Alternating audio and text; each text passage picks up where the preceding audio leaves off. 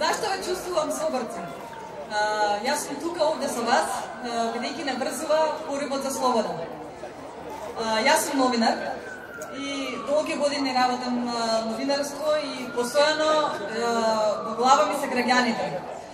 Уставно право на граѓаните да бидат информирани и ние новинарите треба да го испорачаме. Меѓутоа многу често наши колеги наместо на граѓаните слугуваат на политичари, на разни центри на моќ. И јас со тоа не се согласувам. Сега прочитам дека куририте не напишале дека ние не сме независни новинари затоа што сме се појавиле на протестот на организиран од СДСМ.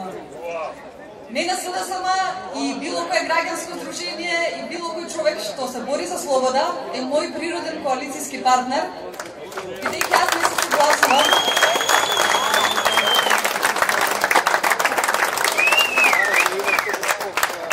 Бидејќи јас не се согласувам Мартин Протогер да ми ги диктира вестите и не се согласувам да бидам во некој списочи и те трча на горда. Тоа сепак е скапоцена работа и за тоа се потребни жртви. Јас изгубив неколку, се затворија неколку медиуми, односно беа купени каде што работев и конечно граѓански е затворен и јас останав без работа. Меѓутоа и понатаму јас не се согласувам некој да ми диктира вести и многу мои колеги останаа без работа. Колеги од А1, колеги од Дневник, колеги од Алфа. Меѓутоа, јас со слободата не сакам да тргувам. Сега тоа е нешто што носи одговорност. Исто така, бидејќи кога сте вие слободен, вие си носите одлуки, треба да се носите со вашите одлуки. Треба да се носите со вашата одговорна улога во општеството.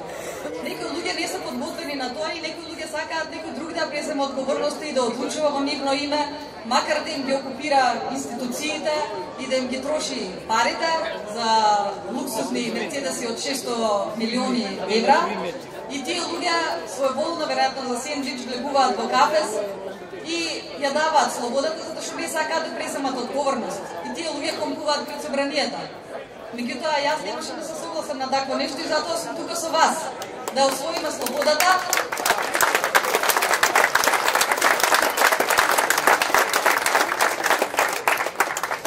Затоа што сакам кога ќе биде оваа земја слободна, кој да дојде на власт и понатаму да го критикувам и понатаму да слушам на граѓаните и да ги информирам и да им ја кажувам вистината. Бидејќи вистината е нели како шило и таа наоѓа начин како да дојде до граѓаните и слободата е нешто што не може да се задуши. И на крајот ние ќе освоиме. И една порака до неутралците, така наречени. Значи, многу ме изненадува кога нешто што е свето и треба сите да наобедини и да не се согласиме некои клептократи, една група клептократи, да ни ги узурпираат институциите и да управуваат со нашите животи, да немаме право, да ни се кршат нашите човекови права, да немаме право на достоинствен живот и еднаков однос. И сега неутралците велат дека едноставно сакале да видат со кој луѓе ќе дојде некој на власт, каква е програма е. Тоа простата ми личи како во време на Хитлер, да речат, добро, во ред се убиваат евреи, но дај да видиме тоа што ќе дојде наместо Хитлер, колкав економски раст ќе вети. Мислам, тоа е замена на тези и не се согласувам со тоа. И јас ќе останам тука со вас и сакам едноставно да си одат овие луѓе.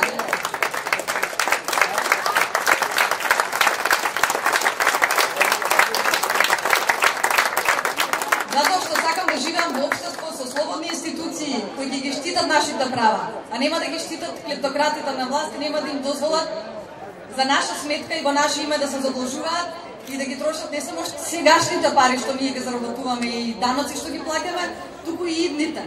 Затоа што сето ова што се гради на кредит. И затоа ако вели некој овие барем градат, да градат, меѓутоа со кои пари? Градат на кредит и тоа секој може да го направи. И вие дома може да го направите. Меѓутоа, ако ние сега молчиме, ќе дојде време кога ќе дојдат дома и ќе ви дојдат во вашиот стан, ќе влезат и ќе речат овој стан е мој.